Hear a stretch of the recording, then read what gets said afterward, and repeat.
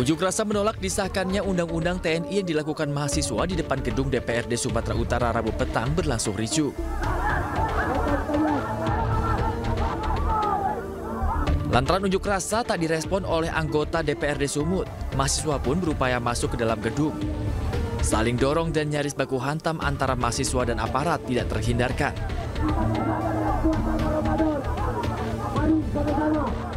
Puluhan mahasiswa akhirnya membubarkan diri setelah diusir paksa aparat, mengingat jam unjuk rasa telah selesai. Dari Medan, Sumatera Utara, Said Ilham, iNews melaporkan.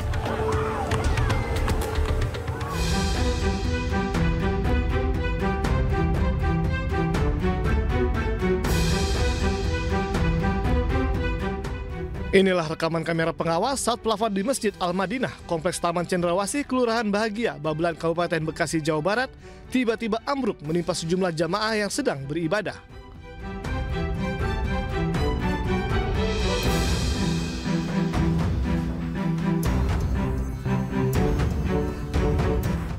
Ambruknya plafon ini mengejutkan jemaah yang sedang beriktikaf, yang langsung berusaha menyelamatkan diri. 3 orang terluka akibat tertimpa runtuhan plafon.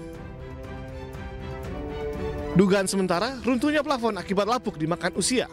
Pengurus masjid mengaku plafon tersebut berusia lebih dari 13 tahun dan memasuki masa perbaikan. Pada kejadian itu juga memang sangat singkat gitu Pak, sehingga kita juga dikagetkan gitu, teman-teman yang sedang itikaf dikagetkan, tidak sempat semuanya menyelamatkan diri, tapi ada yang terkena. Nah, ketika terkena itu ya mungkin ini juga alhamdulillah Allah masih memberikan ujian yang begitu berat lah, hanya luka-luka ringan saja ya. Pasca kejadian, pengurus masjid bersama warga telah membersihkan dan mencopot plafon dari atap. Rencananya, pengurus akan mengganti material plafon yang lebih ringan guna menghindari kejadian serupa terulang kembali. Dari Bekasi, Jawa Barat, Ahmad Jauhari Lutfi, iNews melaporkan. Halo, selamat siang pemirsa. Apa kabar Anda? Hari ini senang sekali saya Rosalyn Cio kembali hadir menemani Anda dalam iNews Siang. Dan pemirsa, selain 3 berita utama tadi, iNews Siang juga akan menyuguhkan beragam informasi penting lainnya. Dan pemirsa, iNews Siang kali ini kami awali dari Kampar Riau. Sebuah kendaraan jenis SUV terbakar di ruas tol Pekanbaru, Kabupaten Kampar Riau. Kebakaran diduga akibat korsleting listrik di bagian mesin.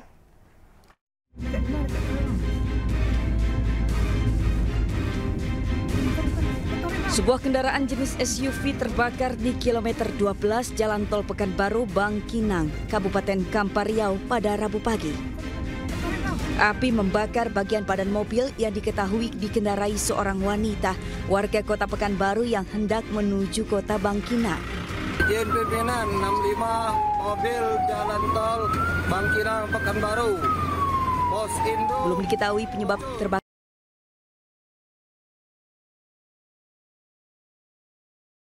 Depan kap mesin mobil muncul api. Api berhasil dipadamkan tim damkar Kota Bangkinang yang diterjunkan ke lokasi terbakarnya mobil. Nah, terjadi kebakaran 1 unit mobil Pajero warna biru yang dikemudikan oleh ibu-ibu. Alhamdulillah ibu selamat, mobilnya terbakar dan sekarang dilakukan pemadaman bersama-sama dengan pihak damkar Bangkinang. Api sudah mulai bisa kita padamkan, namun arus lalu lintas di jalur Ambon masih kami tutup. Akibat kebakaran ini, petugas Satlantas Polres Kampar sempat menghentikan arus kendaraan yang melintas di ruas tol Pekanbaru. Sementara itu, kini pihak kepolisian tengah menyelidiki penyebab terbakarnya mobil. Dari Kabupaten Kampar Riau, Diki, iNews melaporkan. Mirsa, kereta api Batara Kresna menabrak mobil di perlintasan kereta api di Sukoharjo, Jawa Tengah. Akibat kecelakaan ini 4 orang meninggal dunia. Kecelakaan maut yang melibatkan kereta api Batara Kresna dengan mobil terjadi di perlintasan kereta api di Kelurahan Gayam, Kabupaten Sukoharjo, Jawa Tengah. Akibat ditabrak kereta, mobil pemudik berpenumpang 7 orang tersebut terpental sejauh hampir 20 meter. Selain kendaraan mengalami kerusakan yang cukup parah, akibat kejadian itu 4 orang meninggal dunia dan 3 lainnya luka-luka. Setelah kecelakaan itu berlangsung, sirine dan palang kereta itu baru bunyi, Pak. Sirenenya baru bunyi setelah kecelakaan kereta berlangsung dan palangnya masih di atas. Masih di atas seperti ini, jadi mobilnya sudah kena kereta duluan. Sementara sirenenya berbunyi setelah keretanya itu nabrak. Untuk mengetahui pasti penyebab terjadinya kecelakaan, aparat kepolisian langsung melakukan olah TKP dan memeriksa beberapa saksi termasuk penjaga palang pintu perlintasan kereta api. Dari Sukoharjo, Jawa Tengah, Zanuar Setiaji, iNews melaporkan. Pemirsa, unjuk rasa menolak Undang-Undang TNI masih terjadi di berbagai daerah. Di Medan, Sumatera Utara, saling dorong dan nyaris baku hantam antara mahasiswa dan aparat di depan gedung DPRD tak terhindarkan.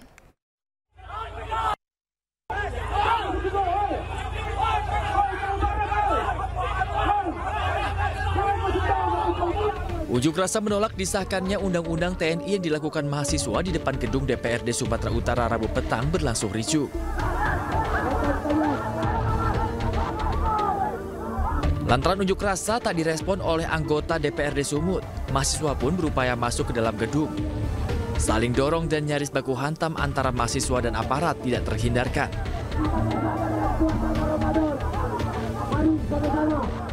Puluhan mahasiswa akhirnya membubarkan diri setelah diusir paksa aparat, mengingat jam unjuk rasa telah selesai. Dari Medan, Sumatera Utara, Said Ilham, iNews melaporkan. Ya, pemirsa, unjuk rasa menolak UU TNI juga terjadi di Pematang Siantar dan Bekasi. Aksi bakar ban hingga perusakan fasilitas mewarnai unjuk rasa ini.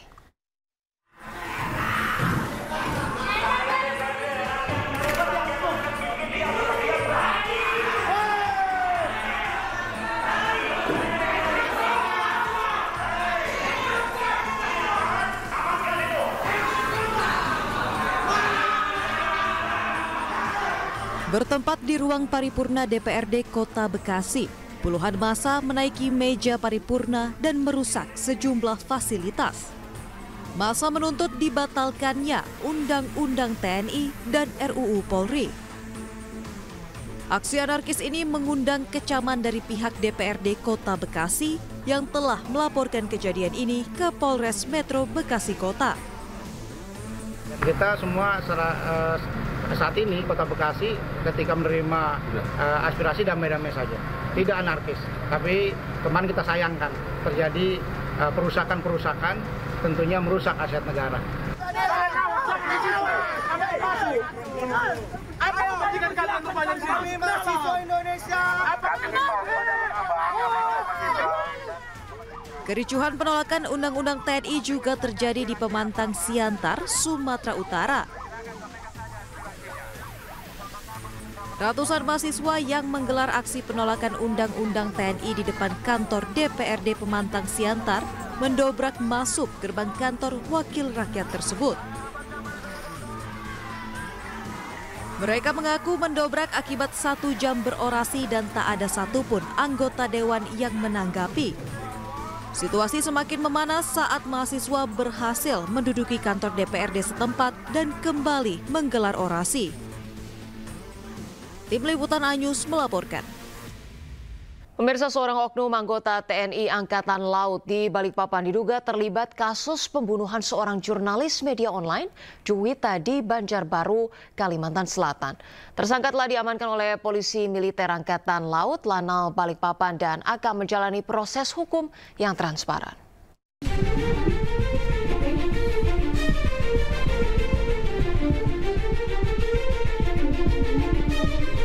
Denpom Lanal Balikpapan mengamankan seorang pelaku berinisial C dalam kasus pembunuhan jurnalis wanita yang merupakan seorang anggota TNI Angkatan Laut berpangkat klasik 1 yang sudah berdinas selama 4 tahun dan baru 1 bulan bertugas di Lanal Balikpapan. Saat ini penyidik masih mendalami kasus pembunuhan karena kematian korban berada di luar wilayah hukum Lanal Balikpapan. Penyelidikan terus dilakukan secara intensif, memastikan bahwa proses hukum akan berjalan transparan sesuai dengan aturan yang berlaku. Ini benar terjadi pembunuhan ya, yang dilakukan oleh oknum anggota Lanal Balikpapan berinisial J, ya, pangkat klasik 1. Pangkat klasik 1 terhadap korban saudari Juwita. Sebagai bentuk tanggung jawab, institusi TNI Angkatan Laut turut menyampaikan bela sungkawa kepada keluarga korban. Memastikan tidak ada upaya menutupi kasus dan memastikan jika terbukti bersalah, tersangka akan menerima sanksi serta hukum yang setimpal sesuai hukum yang berlaku. Hingga saat ini penyelidikan terus dilakukan oleh pihak berwenang dan perkembangan terbaru akan segera disampaikan kepada publik. Dari Balikpapan, Kalimantan Timur, Mukmin Aziz, iNews melaporkan.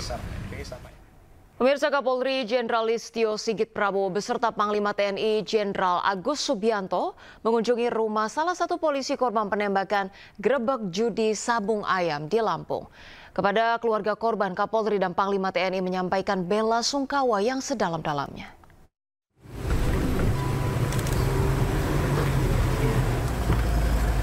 Kapolri Jenderal Listio Sigit Prabowo bersama Panglima TNI Jenderal Agus Subianto mengunjungi rumah salah satu polisi korban penembakan Bribtu Galib Surya Ganta di Tanjung Senang, Bandar Lampung, Rabu sore. Kepada keluarga korban, Kapolri dan TNI menyampaikan bela sungkawa yang sedalam-dalamnya. Kapolri bersama Panglima TNI berjanji akan menindak tegas tersangka dan oknum Polri yang terlibat praktik judi sabung ayam. Dengan Pak Panglima tentunya mengucapkan terima kasih yang dalam.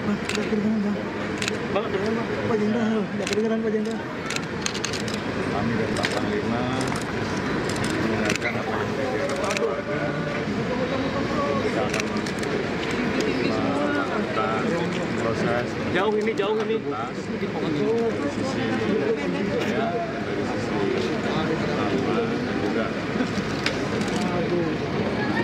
walaupun almarhum sudah tidak ada, tapi beliau semua tetap keluarga besar kami dan tentunya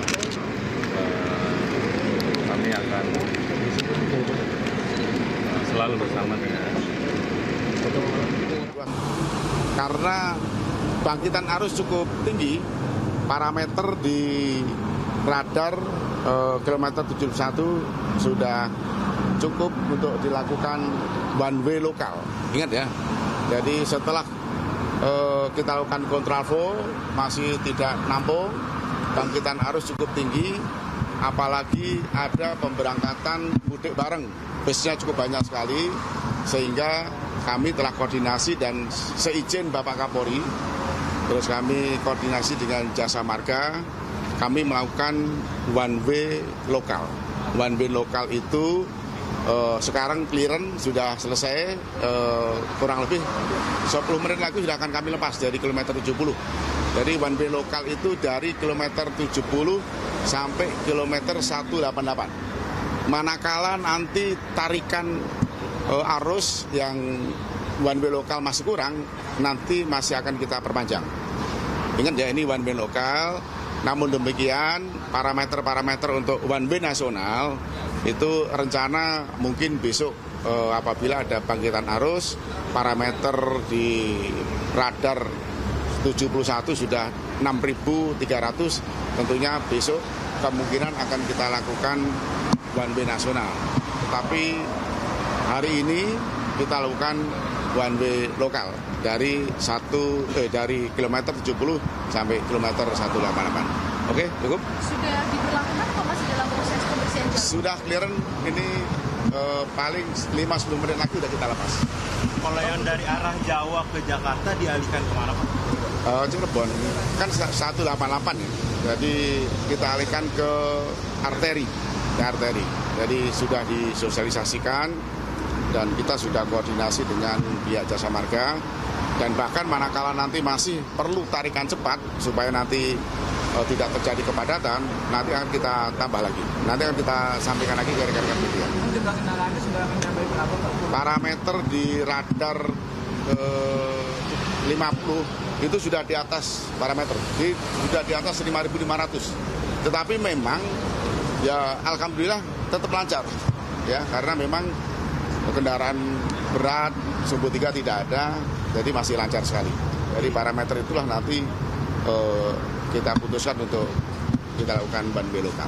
Itu kepadatannya karena rest area apa mungkin ada imbauan kepada yang rest area tadi kan sudah 2 tempat ya kita lakukan kontraflow dari jam 8, tetapi masih padat, masih ada bottleneck, masih ada program mudik bareng, sehingga kita tarik lebih cepat lagi dan kita lakukan one way lokal. Oke, cukup. Bagus, mau penekanan sekali lagi, berarti untuk kontraflow yang ada di Sukam itu bottleneck karena rest area ya? Salah satunya itu, ada 2 lokasi rest area kita lakukan kontraflow, termasuk juga bottleneck, di kilometer 50 juga bottleneck, sehingga untuk memperlancar kecepatan arus yang menuju ke Trans Jawa, terus kita lakukan one way lokal. Oke? Masih berlangsung? Sudah berlangsung sekarang. Oke, baik. Siap, terima kasih Pak Agus.